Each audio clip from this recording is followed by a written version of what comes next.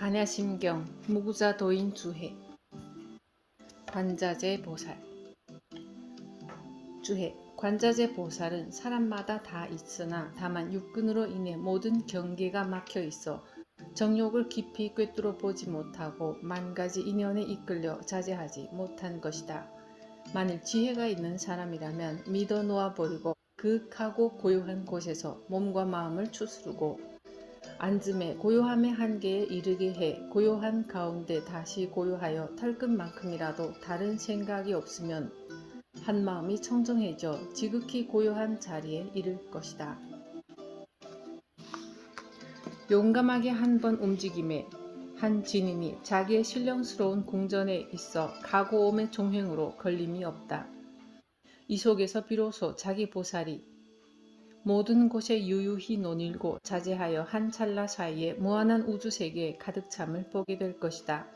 가는 곳마다 법신을 나타내지만 이르는 곳마다 자취를 남기지 않으며 광명을 널리 비추나 보려고 하면 볼 수가 없다.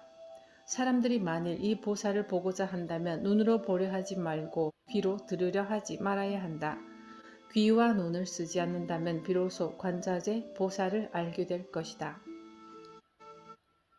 도가에서는 보고자 하되 나를 보지 못하고 듣고자 하되 들을 수 없으며 여러가지 견해를 여의었으므로 묘도라 이름한다고 하였고, 금강경에서는 만약에 모양 있는 것으로 나를 보려 하거나 음성으로 나를 구하려고 하면 이 사람은 잘못된 도를 행하는 것이니 열애를 보지 못하리라고 하였으며, 유가에서는 보되 눈을 사용하지 않으며 듣되 귀를 사용하지 않는다. 귀와 눈의 작용을 떠나 있으면 자연히 성품을 얻는다고 하였다. 이와 같은 자라야 비로소 모든 곳에 이 진선보살이 없는 곳이 없으며 같이 앉고 같이 행동하며 같이 기뻐하고 같이 웃으며 천부도 서로 떨어진 적이 없었으나 다만 자기가 우매했었음을 알게 될 것이다. 강설. 여러분이 관세음보살을 부르며 연불할 때 관세음보살은 어떠어떠한 모양으로 생겼을 것이다 라고 생각하면 그것이 병폐가 됩니다. 생각하면 생각하는 모양을 따라 나타납니다. 어떠한 모습을 나타내어 무엇인가 계시해 주는 것을 자꾸 관세음이라고 믿으면 나중에는 마군도 그와 같은 모양으로 나타나서 지시해 줍니다. 20년, 30년을 관세음보살 연불하다가도 점쟁이로 들어서는 사람이 많이 있습니다. 그들은 환히 알아지는 것을 견성한 것으로 착각하지만 허상에 속은 것일 뿐입니다. 그래서 금강경에서는 모양이나 형색으로 부처를 찾으려고 하지 말라고 하는 것입니다. 무엇을 보았다고 하면 양변에 떨어진 사람입니다. 자성청정 관세음은 눈이나 귀로는 볼 수 없습니다. 자성이 자성을 보지 못하기 때문에 그렇습니다. 새가 아침에 나갔다가 저녁에 자기 집으로 돌아가고자 하나 안개가 자욱하게 끼어 자기 집을 찾지 못하고 헤매는 것처럼 육근과 육진으로 인한 번잡한 번뇌망상이 가로막아 중생은 자기 집을 잃어버리고 자신에게 있는 자재보살을 보지 못하는 것입니다.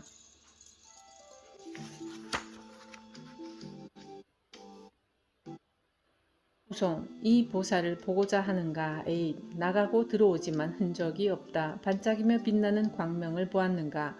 보살은 본래부터 몸을 떠난 적이 없으나 스스로 우매하여 서로 친하지 못하도다. 만약 고요히 앉아 빛을 돌이켜 반조해보면 문득 생전의 옛 주인을 만나게 되리라. 강설. 이제 여러분은 여러분의 관세음 보살을 보았습니까? 여러분의 옛 주인은 어디에 있습니까? 이 세상 최상의 공부는 최고의 정상을 밟아보는 것입니다. 바로 여러분 스스로 상상봉을 밟고 다시 내려와서 바다 밑을 엎어서 자신의 인생을 뿌리까지 확 파헤쳐 보아야 합니다. 그것을 밟아보고 올라가고 내려오고 안과 밖을 답사한 후에야 비로소 아하 하고 알아지는 것입니다. 그럼 무엇을 알았다는 것일까요? 여러분은 여러분 앞에 확연히 펼쳐져 있는 현실이 꿈이며 인생살이 또한 화상이라고 하면 실감이 나지 않을 것입니다. 제가 어느 분에게 다 꿈같은 인생살이입니다 하니까 스님 그게 왜 꿈입니까? 생시인데 라고 해요. 그분은 안과 밖을 두루 섭렵하여 밟아보지 않았기 때문에 그런 말을 하는 것입니다. 자신의 인생을 안과 밖으로 비추어서 부질없는 세월 동안 자신이 속았음을 알아 깨달으면 자신이 곧 문수요, 보현이요, 관세음입니다.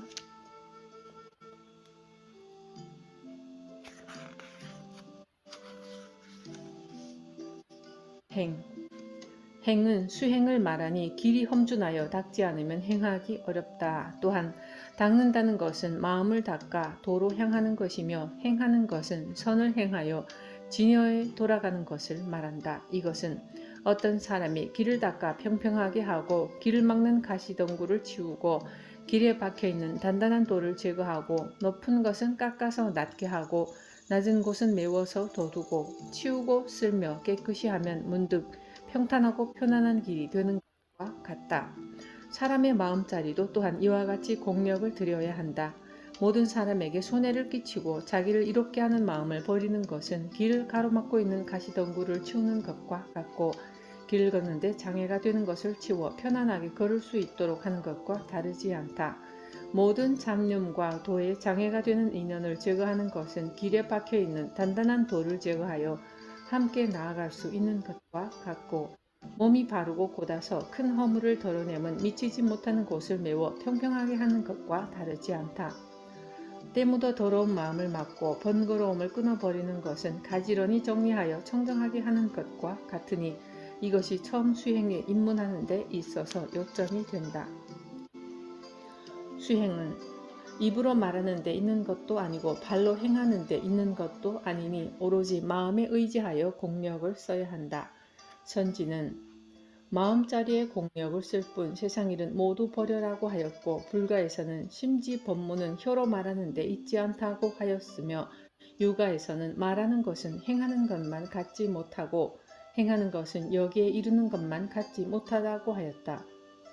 또한 이 한 걸음이 어디에서 일어나는지를 보고자 하는가 만약 일어난 곳을 알면 바로 생사의 근원을 알게 될 것이다.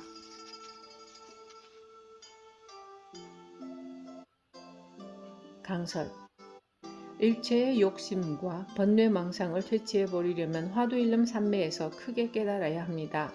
그렇게 되면 본래 진여자성이 공적하고 영명하여 일체에 걸림이 없는 한가로운 도인이 될 것입니다. 주해 옛날에 유해월이 대군사부를 찾아뵙고 절한 뒤에 여쭈었다. 제자가 염려하건대 항복하여 머무르지 않으려면 어찌해야 합니까? 누가 염려하는 것이냐?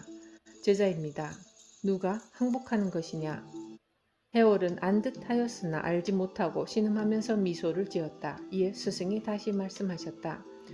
오고 감에 모두 너로 인해 시끄러워 주제하는 일을 없애버렸다. 만약 저를 만나면 지나치지 말고 곧바로 놓아버려라. 놓아버리는 저것이 누구인고 또 알고자 하는가. 만약 스스로 주제한 것인 줄을 알면 다른 이에게 속지는 않으리라. 해월이 드디어 깨닫고 감사의 이해를 올렸다. 또 석상 스님이 석두 스님에게 물었다. 생각이 일어나 멈추지 않을 때 어떻게 합니까? 석두 스님이 꾸짖으셨다. 누가 생각을 일으키는가? 석상 스님이 여기에서 크게 깨달았다. 강설 이와 같이 전곡을 찌르면 바로 깨달아야 합니다. 조사는 구부리고 달래는 말을 하지 않고 바로 찔러줍니다. 더 쉽고 빠른 길을 일러주는 것인데 모르기 때문에 더 어렵게 생각되는 것입니다.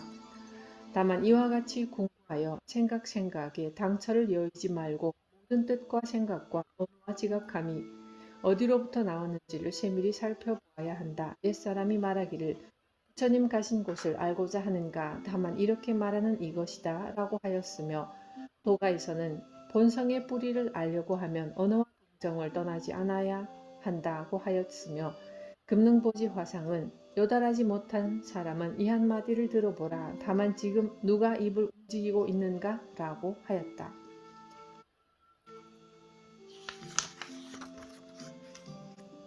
강설 일하는 것만 보아도 얼마나 세밀하고 철저하게 공부하는지를 알 수 있습니다. 방 소재를 잘했는지 왜 손바닥으로 닦아보겠습니까? 마음을 어떻게 쓰고 있는지를 보는 것입니다. 우남담성 스님에게 학인이 물었습니다. 스님, 100년 뒤에 스님은 어디에 계십니까? 우남 스님이 양구한 후에 다만 이것이니라 하였습니다. 그때 옆에서 동산양계 스님이 스님 뭘 알고 짖으시라고 했는지 몰라? 라고 말합니다. 그러자 오남 스님이 만약 알지 못했다면 그렇게 일렀겠는가? 그런데 만약 알았다면 그와 같이 이르지 않았을 것이다 하였습니다.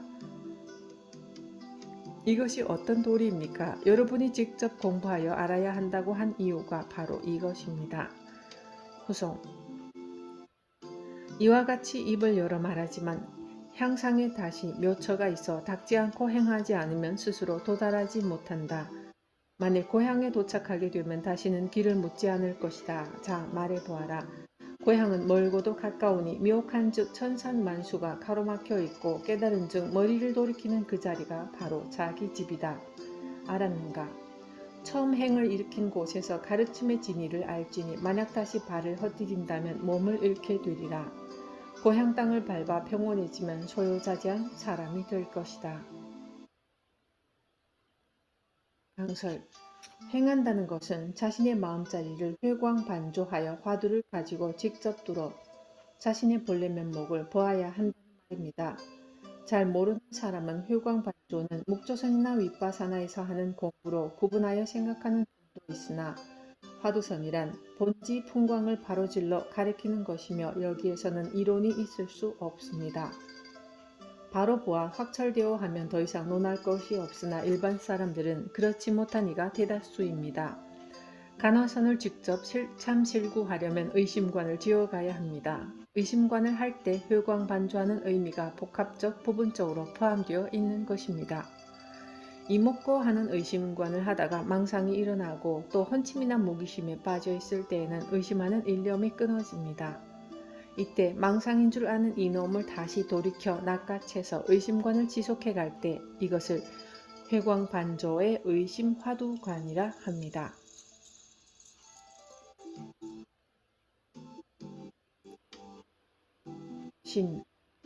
심은 아주 극하고 현명하여 골수까지 삼친다는 것이다. 이 경지에 이르고자 한다면 마음을 하나로 고르게 하고 경쾌하게 해야 비로소 가능하다.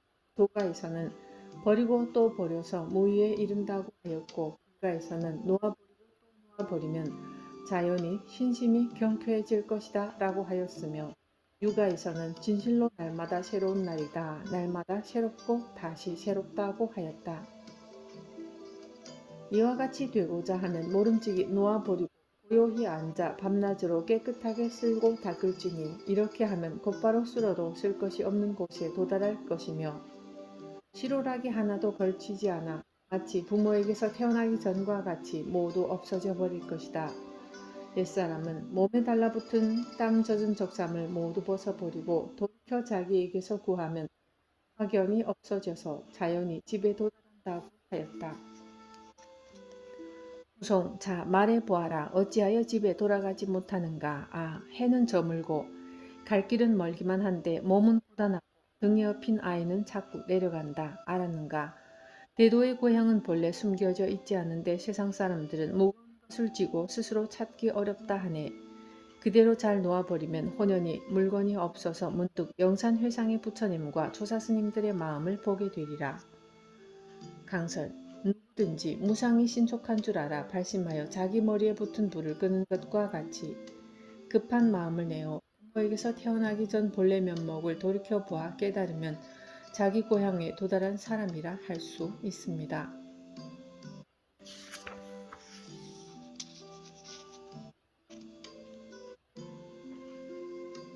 반야. 주해. 반야란 인도 말이며 중국에서는 지혜라 번역한다. 사람이라면 모름지기 지혜가 있어야 한다. 지혜가 없으면 참으로 어리석은 사람으로 헛되이 일생을 보내다가 죽음의 문에 이르러 꼼짝없이 항복하게 될 것이다. 지혜가 없는 사람이 총명함을 지혜라 하는 것은 매우 잘못된 것이다. 총명한 사람은 정밀하고 세밀한 것을 업신여겨 심신을 이용하여 말을 할 때는 마치 날아다니는 용과 같고 뛰어난 샘매와 같지만 실제 행동으로 옮기는 데에는 다리 부러진 금괴와 같고 병든 거북이와 같으며 명리를 도모하고 탐하여 거친 것을 세밀하다고 하고 세상의 재물 보기를 골수와 같이 여겨 성명 버리기를 똥 버리듯 흙 버리듯 한다. 단지 내일 모레 올해 내년만 알 뿐 늙어 죽음에 이르려 하고 임종에 가까운 줄은 알지 못하니 안타까운 일이다. 헛되이 세월을 보내고 부질없이 일생을 수고롭게 하는 등 이렇게 행동하는데 생사윤회를 어떻게 벗어나겠는가.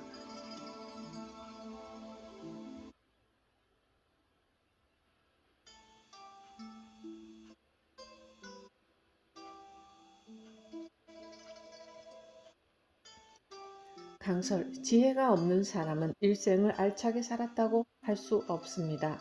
일생 동안 바쁘게 생존 경쟁 속에서 다투며 살아온 것들을 점검해 보면 결국 요녀의 씨앗들만 장만했을 뿐 반야 지혜의 눈을 떠 견성성불할 수 있는 공부는 하지 않았습니다. 생과 사의 갈림길에서 두려움 없이 마음대로 자유자재하셨던 분이 우리나라에도 많이 계셨습니다. 원효 스님도 6군데 사찰에서 돌아가셨는데 가보니 흔적이 없었다고 합니다. 이 한 몸 벗고 안 벗고 하는 것을 옷 갈아입듯이 하신 것입니다. 주해. 지혜가 있는 사람은 밖에서 보면 어리석은 듯하나 안으로는 묵묵하고 침착하여 생사가 있음을 안다. 얻을 바도 잃을 바도 없음을 깨달아 항상 태어날 때는 어디에서 왔으며 죽을 때는 어디로 가는지를 스스로 세밀히 관찰한다. 이 한 생각을 일으켜 선지식을 가까이 할 뿐 아니라 지인을 찾아뵙고 질문하며 세간에서 벗어나는 법을 구해 생사의 길을 피한다. 세상의 모든 허물과 악을 송곳과 칼날 피하듯이 하고 성명 돌아보기를 자기 보배를 돌아보듯이 한다. 움직일 때는 다른 사람을 편안하게 하고 중생을 이롭게 하며 또한 어떤 경우에도 속지 않는다. 고요할 때는 정에 들어 공을 관하여 다시는 어리석고 흐리멍텅한 데 빠지지 않는다. 이와 같은 사람은 일단 완전히 손을 털고 자기 집에 돌아와 대자재를 얻은 사람이다. 강설. 자기 몸, 자기 인생에 대해서 면밀히 살펴보십시오. 이 몸뚱이는 지수화풍사대로 이루어져 있고 이 몸에는 84,000 모공이 있고 360 골절이 있고 오장육부 등이 있습니다. 나무 둥지를 베어보면 그 속에는 꽃도 없고 열매도 없습니다. 그러나 봄이 되면 꽃이 피고 또 열매를 맺습니다. 사람도 마찬가지로 이 몸 흩어지면 한 점 티끌조차 남지 않지만 그 자리는 분명히 아무것도 없이 딱 끊어진 것이 아닙니다. 무한한 것이 나오는 그 자리, 그것은 내 자신이 어떤 것인가 확실하게 살펴본 사람만이 알 수 있습니다. 부설거사의 아들과 딸 두 남매는 월명하면서 살았는데 딸 월명이 머슴과 연애를 했습니다. 오빠 등우는 동생의 공부에 장애가 될 것을 염려하여 머슴이 불을 떼고 있을 때 뒤에서 발로 차서 불에 떨어뜨려 죽였습니다.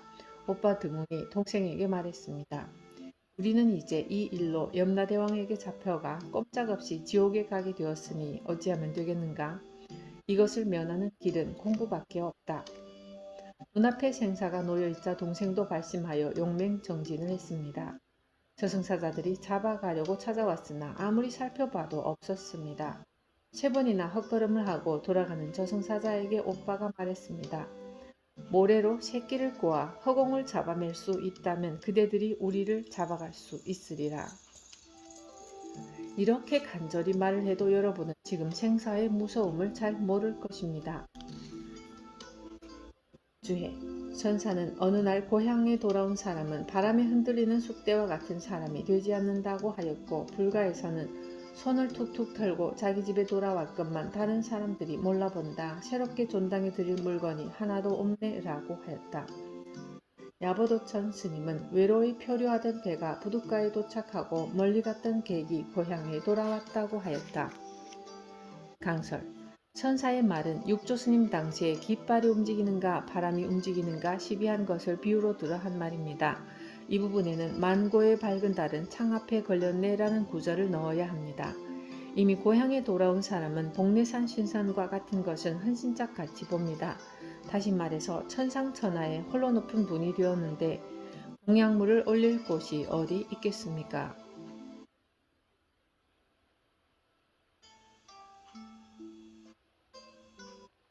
후송. 자, 말해보아라. 어떤 것이 고향인가? 멀기로 말하면 10만 8천 리이고 가깝기로 말하면 지금 이 자리를 조금도 떠나지 않았다. 알았는가? 지혜와 총명은 모두 이 마음이니 지혜 있는 사람은 안으로 닦아 가장 가까운 데서 찾으라. 만약 지혜가 있는 사람이라면 삼계를 뛰어날 것이며 지혜가 없는 어리석은 사람이라면 생사에 다다를 것이다. 강설, 마음이라는 것을 보살개경에서는 심지라 하였고 반야경에서는 보리열반, 화엄경에서는 법계, 금강경에서는 열애라 했으며 금강능단경에서는 여여, 정명경에서는 법신, 대승귀신론에서는 진여, 열반경에서는 불성, 원각경에서는 환지라고 표현하였고 승만경에서는 열애장, 여의경에서는 원각이라고 하고 있습니다.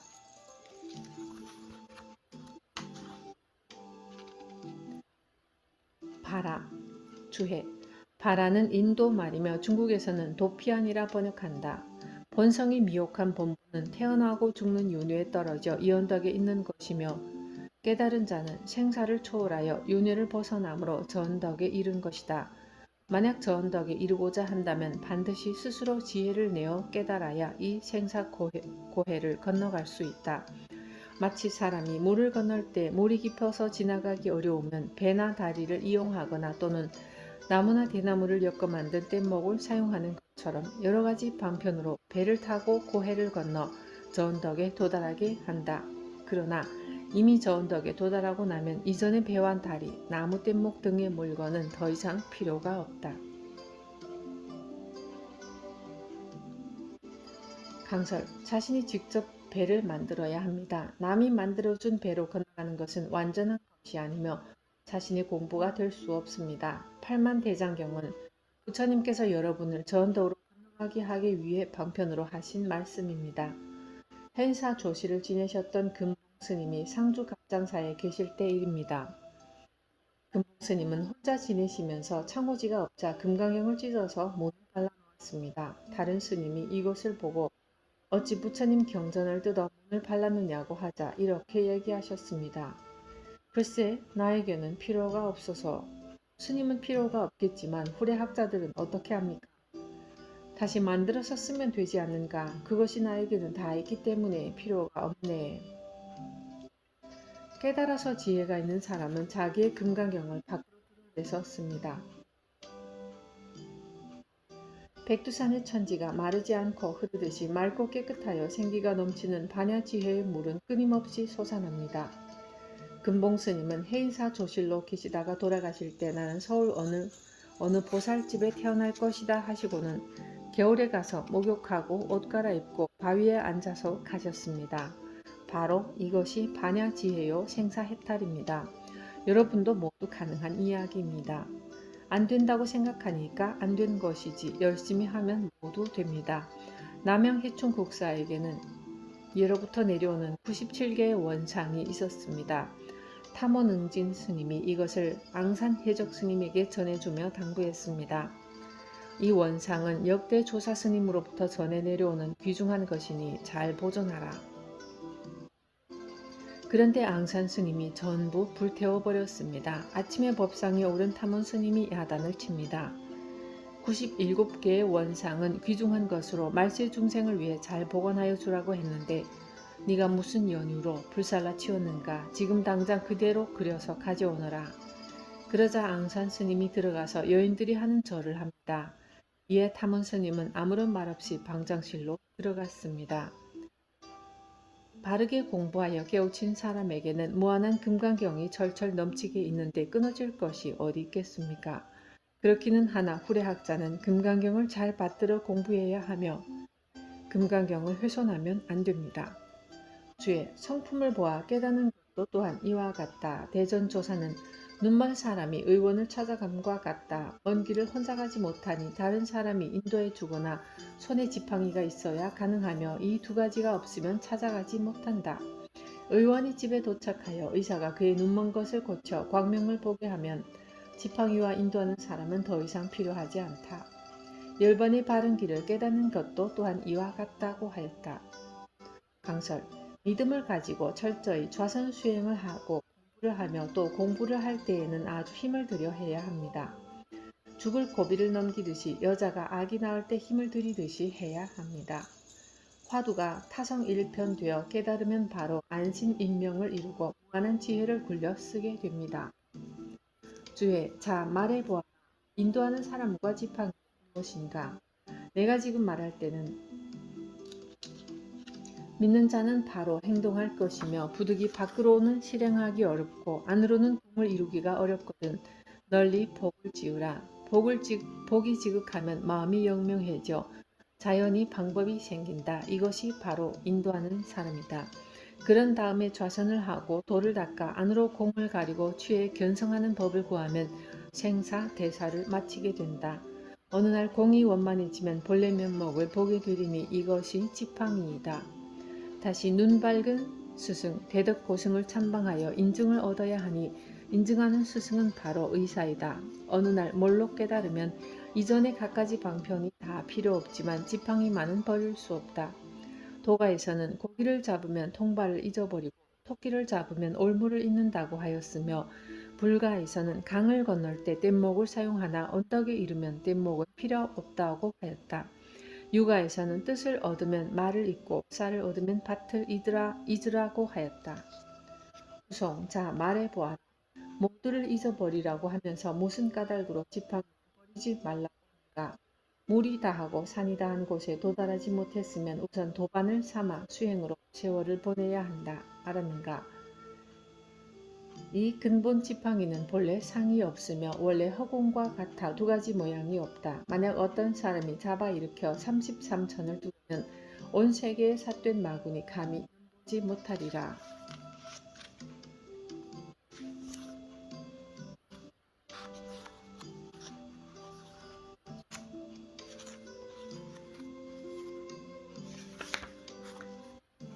밀타 주해 밀다는 인도 말이며 중국에서는 무극이라고 번역한다. 무극은 무극이면서 곧 태극이니 이는 허공의 묘도이다. 옛사람은 무극이 태극이니 태극은 두 가지 의로 나뉘며 두 가지 의는 삼재로 나뉘고 삼재는 사상을 낳고 사상은 오행을 낳으며 오행이 있음으로 인해 점점 불어나 만유를 낳는다고 하였으니 만유는 묘도 가운데 다 포함되어 있는 것이다. 강설 무극은 일체의 모든 맛, 냄새, 소리도 없고 시작도 끝도 없는 것이어서 극을 세우지 않은 채의 본래 자리를 말합니다. 마음의 체성 자체가 그러하여 무한대한 허공처럼 비어있는 이것을 도라고 합니다. 태극은 질에 대한 형단이 갖추어져 있는 것입니다. 이것이 점점 변하여 다섯 가지 기운을 이룹니다. 무극에서 태극이 나오고 태극에서 두 개의 의, 즉 천지 그리고 음양이 나뉩니다. 삼재는 천지인을 말합니다. 삼재에서 노양, 소양, 노음, 소음의 사상이 나오며 사상에서 금, 수화, 토의 오행이 나옵니다. 오행은 우주와 우리 몸에 갖추어져 있습니다. 그래서 금과 상극이면서 서로 붙잡으려고 의지하고 물과 불, 과 나무 또한 서로 상극이면서 서로 붙들고 의지합니다. 흔히 부부간에 상극이 만나면 좋지 못한 일이 생기고 불화가 생긴다고 하여 궁합을 볼 때는 상충이나 상극을 피하죠. 그러나 알고 보면 상충, 상극이 나쁜 것만은 아닙니다. 서로 상충되어 있는 속에서 모든 것이 창조되고 만들어집니다. 상충, 상극이 합일되어 모든 것이 만들어지는 것입니다. 따라서 오행, 삼재, 사상, 음양 이전의 무극의 차원에서 일상생활을 풀어나가고 모든 곳에서 무극을 쓰면 상극되는 것이 없습니다. 우리의 몸인 사대도 음양오행으로 맞아들어갑니다. 그러면 그 속에 음양오행만 갖추고 있는가? 우주 안에 있는 모든 존재 가운데 해와 달이 가장 중요하며 해와 달이 있으므로 그것들이 존재합니다. 마찬가지로 우리의 마음속에도 이론이 있습니다. 우주의 해와 비교되는 반야지혜가 있습니다. 또한 우리 체성 속에는 달과 같은 둥근 자성자리가 있습니다. 바로 이 우주 만물 세계 속의 티끌마다 지혜와 자성자리가 다 있어서 일체 모든 세계를 창조하고 판가름하여 비춥니다. 사상이니 오행에 걸릴 것이 없는 것입니다. 밀이란 한 글자는 허공의 묘도에 비유하고 다는 모든 풍류에 비유한 것이니 유정무정이 모두 묘도에 포함된다. 이는 벌이 100가지 꽃의 꿀을 따서 섞어 꿀을 만드는 것과 같다. 숙성되기 전에는 짜고 시고 달고 쓴 여러 가지 맛이 있고 청황적백에 여러 색을 지니고 있어서 맛도 고르지 않고 색도 한 가지가 아니나 어느 날 공로가 이루어져 꿀이 완성되면 여러 가지 맛이 뒤섞여 한 가지 맛이 되고 갖가지 색이 섞여 한 가지 색이 되며 향기와 아름다운 맛이 한결같아 차별이 없다. 이런 상태가 되어야 벌도 양생함을 얻고 사람도 수용함을 얻는다. 강설, 자성짜리는 본래 순수하고 깨끗하며 무한하니 그 무한한 마음을 무한대로 쓰기만 하면 즉시 열애 부립니다. 그러면 애써 참선할 것도 애써 염불할 필요도 없을 것입니다. 모든 세상 사람들이 자기 마음을 소반 위에 옥을 굴리듯 마음대로만 굴린다면 이 세상에 걱정할 일이 뭐가 있겠습니까? 부처님, 예수님, 공자님이 필요 없고 감옥도 필요 없겠죠. 그러나 막상 현실에 부딪혀 그 마음을 쓰려 하면 잘 되지 않습니다. 이 몸뚱이에 조그마한 해로움이 닥쳐도 거기에 부딪혀 엄청난 파장이 일어나고 주위로부터 억울한 누명을 쓰면 엄청난 원한의 마음이 일어나고 자손들이 나에게 잘못하면 섭섭한 마음이 일어나고 술이 먹고 싶으면 술 한 잔 먹어야 하고 술 한 잔 마시고 일어나야지 하는데 또 한 잔 먹고 싶어지고 그 마음을 탁 털어버리면 되는데 그것이 잘 안 되죠. 왜 그럴까요? 현실 생활에 너무나 집착하여 살아오는 동안 쌓인 두터운 업의 그림자 때문입니다. 이러한 오만 가지 번뇌의 망상과 바깥 경계에 부딪혀 일어나는 수천 가지의 것들을 하나로 뭉쳐 꿀을 만들어내는 작업이 필요합니다. 화두를 일념으로 참고하는 자체가 벌이 꽃의 꿀을 따서 꿀을 만드는 것과 같은 것입니다. 순수한 반야지혜와 자성짜리를 밖으로 드러낼 수 있는 사람이 되기 위한 작업이죠. 염불 기도와 참여하는 마음 수행 또한 죽을 듯하는 오만 가지 번뇌와 괴롭고 슬퍼하는 잡된 것들을 정제하여 순수한 꿀을 만드는 작업입니다. 수행하는 사람도 이와 같다. 마치 수행하는 사람이 몸과 마음을 조복시키려고 아침에 연마하고 저녁에 단련하나 공행이 아직 완성되지 않았을 때에는 간탐심, 명예심, 질투심, 개교심, 승부심, 교만심, 암한심, 살해심, 낭독심, 산독심, 파포심, 사심, 망심, 무명흑암심 등 갖가지 착하지 못한 마음이 있으며 또 포악한 성품, 거칠고 조급한 성품, 바람처럼 종잡을 수 없는 성품, 삿된 것을 따라가는 성품, 어리석고 탁한 성품, 모든 것을 따라가는 성품, 모든 곳에서 어긋나는 성품, 속이는 성품, 누구든지 좋아하는 성품, 강한 성품, 미치고 전도된 성품, 들뜨고 겉으로만 환히 빛나는 성품, 남을 왜곡하고 의심하는 성품 등이 있다. 무량겁 이전부터 모든 습성이 84,000여 가지여서 말로 이루다 표현할 수가 없다. 강설. 수행을 잘한 사람은 어느 곳에서나 걸림없이 마음을 쓸 수 있습니다. 남의 보리함에서 기도할 때의 일입니다. 밀양에서 왔다는 한 보살이 아주 열심히 기도를 하는데 하루는 저에게 다가왔어요. 스님, 언제 기도를 마치십니까? 일주일만 하면 마칩니다. 그런데 보살님은 무슨 소원이 있어서 그렇게 열심히 기도를 합니까? 가슴속에 한이 있어서 그걸 풀려고 기도합니다. 무슨 한이 그렇게 많습니까? 우리 아들하고 며느리가 헤어져야 우리 가정이 편안할 것 같아서 며느리하고 아들하고 헤어지라고 기도합니다. 며느리와 아들이 왜 헤어져야 합니까? 외아들을 잘 키워서 장가를 보냈는데 며느리가 들어오고 나는 뒷전이고 둘이서만 오손도손 잘 지내니 괘씸합니다. 마시는 것도 저희들끼리만 먹는 것 같고 둘이서만 즐거워하며 나는 찬물에 기름 돌듯 하니 가슴이 터질 것 같고 눈에 불이 납니다. 며느리를 불러 뭐라 해도 말도 안 듣고 당장 나가라고 해도 가지 않고 그래서 할 수 없이 부처님께 기도를 하러 왔습니다. 그런 곳에 자기 마음을 빼앗기면 안 됩니다. 집착하지 않고 흔들리지 않고 자기 마음을 운전할 줄 알아야 합니다.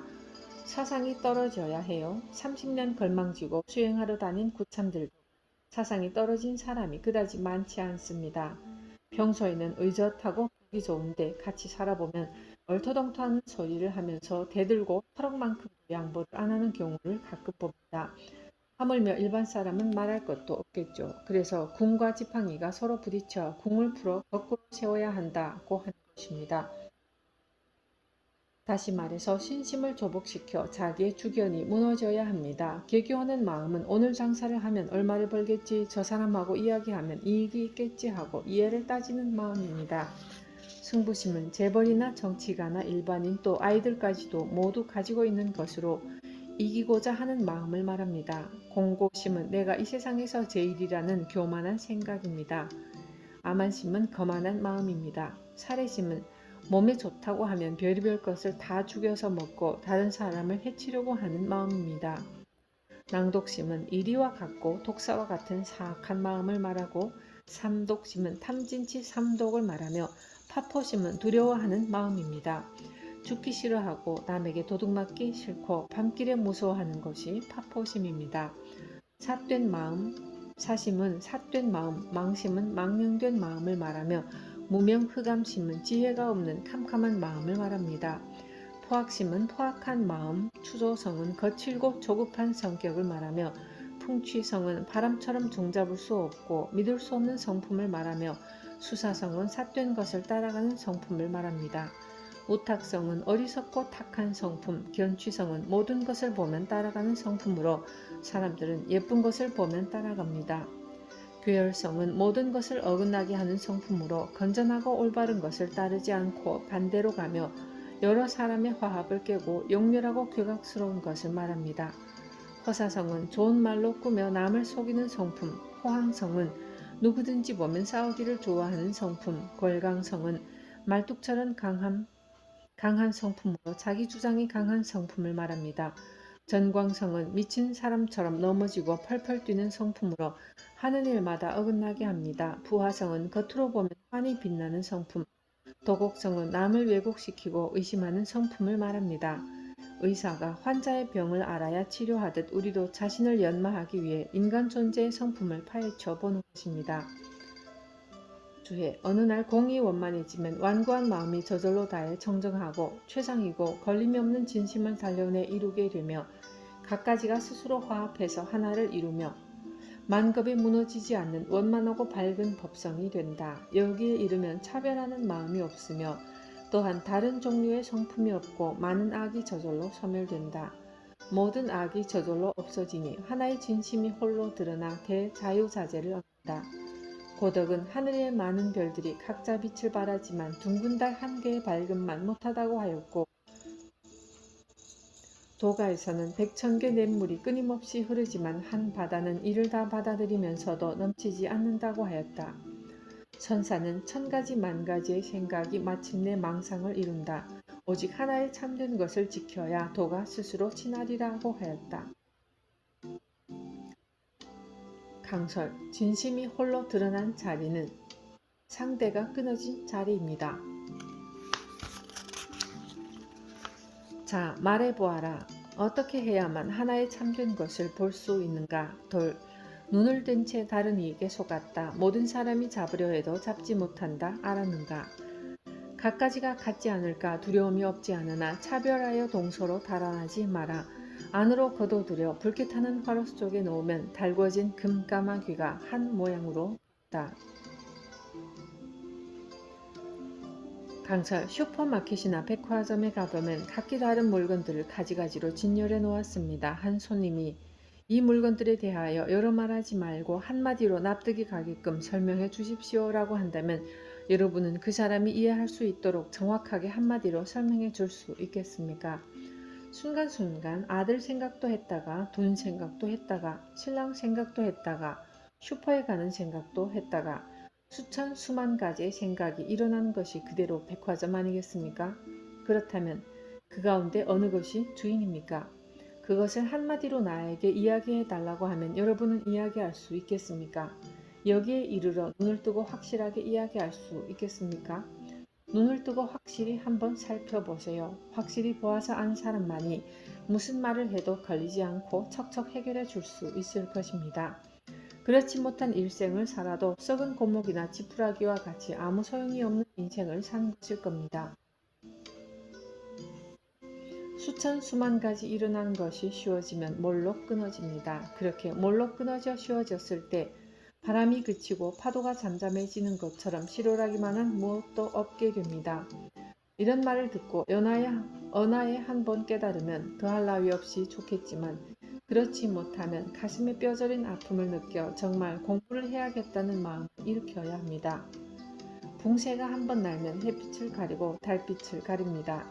짐새가 한 번 날면 일체의 초목이나 사람이 다 죽는다고 합니다.